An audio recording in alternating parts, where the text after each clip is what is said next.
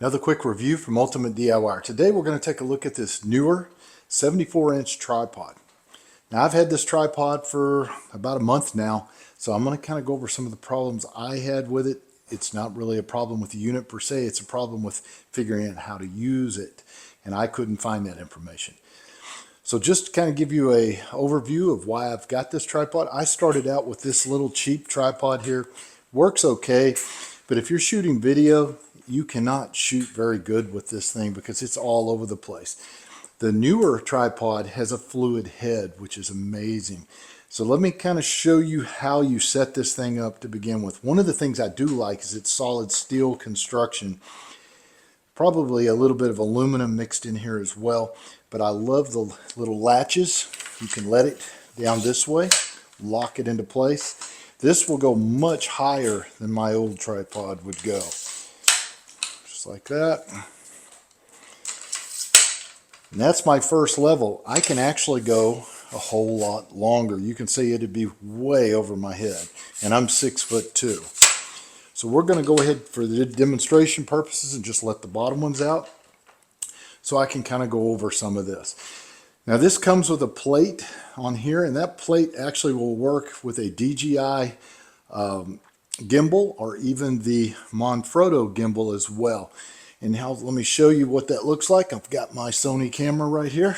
So this is the actual plate. This plate will work with a DJI or a Manfrotto gimbal as well as the actual tripod. Now the very first thing that you're going to do is you're going to take this, and this has a safety mechanism, this red button.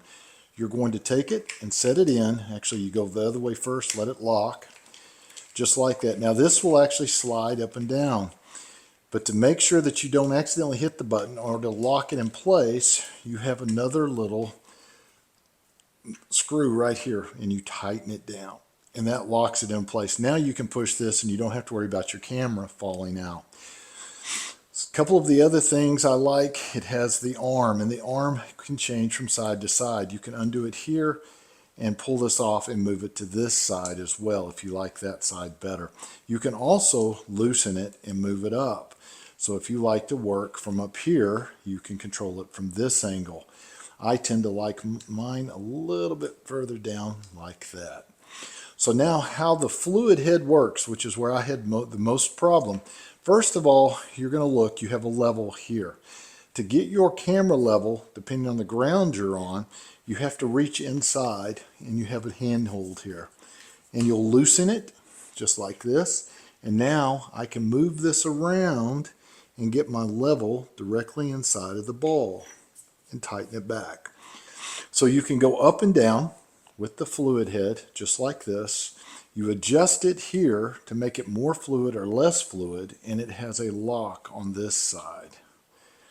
So that will allow it to move very freely. I can kind of slow that down a little bit.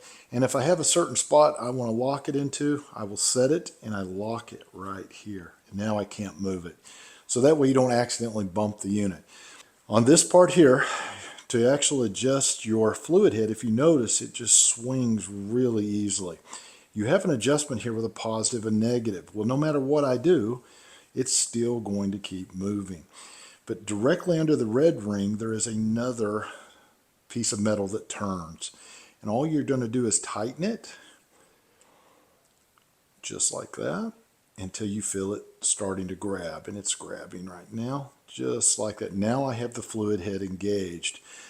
So now if I want to adjust how much it moves, I go to the positive or negative. To me, that's perfect right there. That one little feature took me quite a while to figure out because I couldn't find it in the instructions. I couldn't find anybody talking about it in a video. So a couple of little things about the unit. One, it does come with a bag that you can put it in. I don't use the bag very often. It's easier for me just to grab a hold of the rails here and carry it.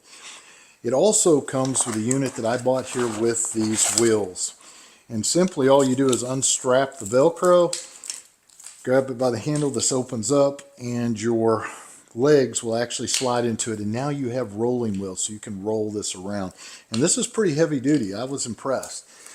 Didn't expect this to have this good of rollers on it, but it really does and works very well.